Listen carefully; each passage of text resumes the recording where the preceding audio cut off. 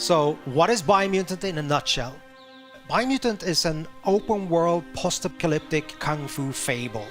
Basically, in terms of structure, it's like Zelda Breath of the Wild, I guess, but the feedback that we've been getting over the years, it's that it kind of a strange, weird, good mix between Ratchet and Clank, Devil May Cry, Batman Arkham, yeah, and a couple of other influences. So it's truly an open world game, 8x8 kilometers, filled with a lot of weird events and fun things to find.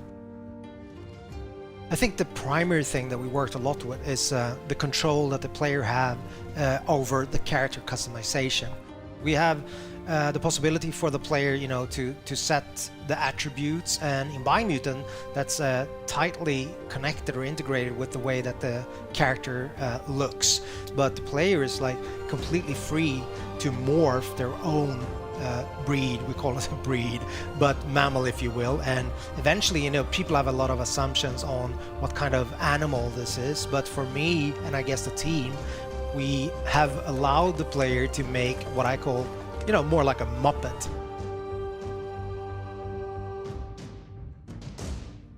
And with character customization, it goes all the way down to crafting bits onto your clothes or hats or pants or whatnot.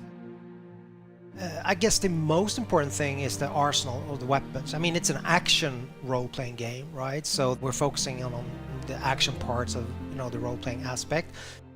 Each part that you can find for weapons and gear also comes with like a material, a quality aspect, so they can be more damaged or of a higher quality material. Just mentioning that you don't have to repair, but you can actually upgrade things that are broken, but they will never diminish in terms of their material qualities, like in Zelda, for example. We don't do that. In the game, you have 6 different tribes, so they're all composed of, a leader, a Sifu, if you will, that have mastered a specific Wang Fu combat style and trained his disciples in that. So these tribes are now in conflict. Basically, there are 3 tribes that have what we call a light aura. So basically a good karma, if you will, if you want to paint it black and white. And there are 3 tribes that have like a dark aura. Eventually, at the start of the game, you will find that you have to choose an ally, so one of these 6 tribes. As you move along or go further into the game, you're free at any time to change your allegiance. But at the start of the game, you choose one of these 2 tribes. And basically, at that point, the state of the world is represented by the huge tree that's at the heart of the 8x8 kilometer open world. So it's a representation of the world either going under or the world surviving. So this is all tied to the tree of life.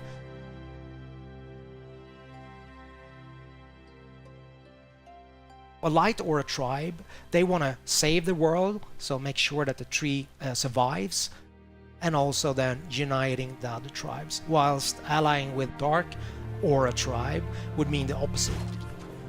They believe that the only way that you can move forward is to make sure there's kind of a cleansing, I guess. So making sure that everything that's bad in the world kind of goes under, so you have a rebirth and start anew, if that makes sense. So you're very free to make this choice, but also bear in mind that that will affect the ending of the game.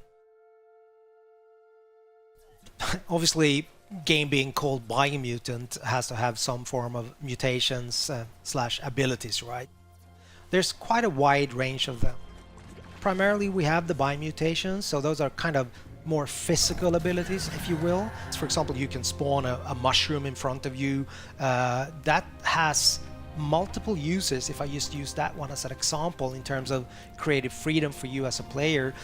Combining this jumping up on the mushroom with, let's say, just electricity shooting out from your fingers, like the Emperor in Star Wars, or once the character is airborne, like your enemy, just going up there, unleashing some other kind of strange abilities. I don't want to go into all of them. But the other aspect is the Psi Mutations. So those are more like your you know, X-Men style abilities, if you will, like for example levitate, which again can give you both exploration opportunities, but also then you can use it in combat in conjunction with other abilities and obviously ranged combat, so that will give you an advantage, I guess. You're wanting to keep on exploring the world because you're wondering what's going to be, you know, around the next corner. And I guess the hope that we have as a group, as a team, is that that's going to be the unifying factor in terms of people playing the game and giving us feedback, that it's notable that the game has a soul or a vibe that is a little bit unique and special. That's my highest hope for the game, I guess.